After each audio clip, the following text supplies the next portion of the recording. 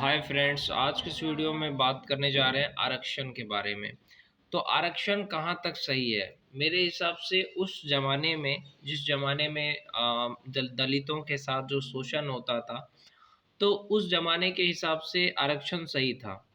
कि पहले के ज़माने में मैं मानता हूँ कि ब्राह्मणों ने या ऊँची जाति वालों ने दलितों का साथ शोषण करा। उनको पानी पीने तक का अधिकार नहीं था, बहुत शोषण करा।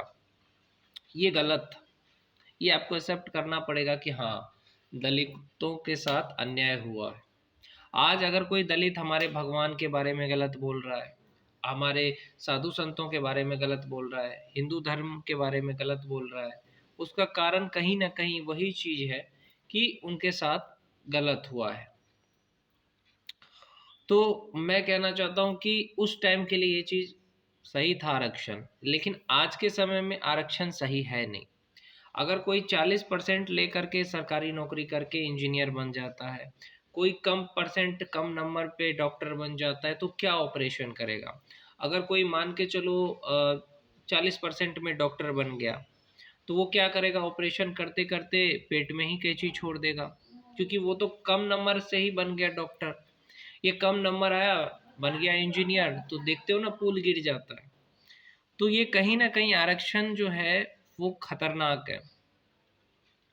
वो इसलिए खतरनाक है क्योंकि इसमें क्या होता है कि आप क्या करते हैं कि ऐसे लोगों को चुन लेते हैं, कम नंबर वालों को, जो या तो एससी एसटी या दलित होते हैं, और फिर बाद में जाके वही लोग कुछ गड़बड़ कर देते हैं और आपको फिर कहते हैं कि गड़बड़ी हो गई, तो उसमें सरकार की क्या गलती? सरकार की ही गलती है।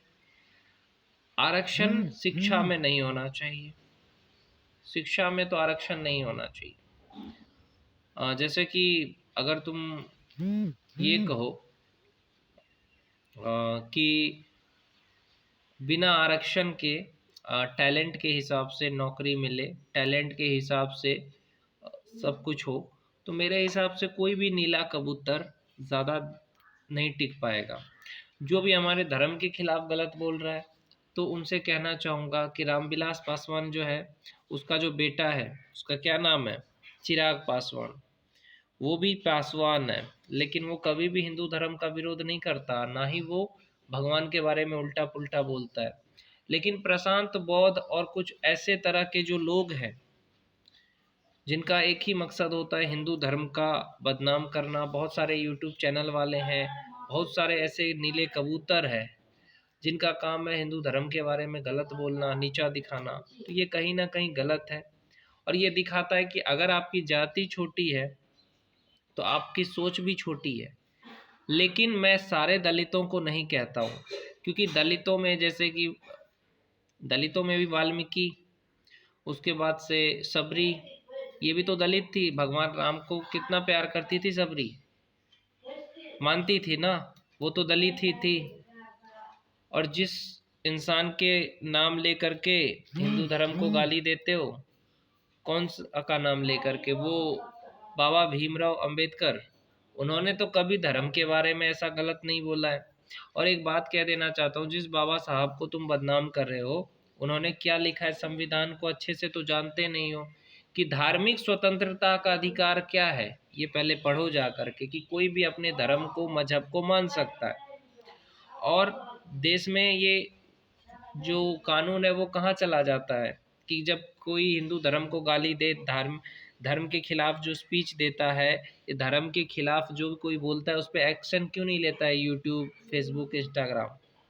और अगर इतना ही तुम्हारे अंदर बहुत ज़्यादा गुदा है बोलने का, तो मुस्लिम धर्म के बारे में बोल के दिखाओ। अगर है ना तुम्हारे में हैसियत, तो मुस्लिम धर्म के बारे में बोलो। उसमें भी तो बहुत सारा गलत काम होता है, तो बच्चों को मार दिया, लड़की को मार दिया, तो बोलो उसके खिलाफ। तो ये दोगलापन है कि नहीं है नीले कबूतरों का? क्रिश्चियन के बारे में बोलो, नहीं, ये सिर्फ हिंदू धर्म को टारगेट करते हैं। तो कहीं ना कहीं इनका ये दोगलापन है। इस चीज़ को समझिए सारे हिंदू भाई।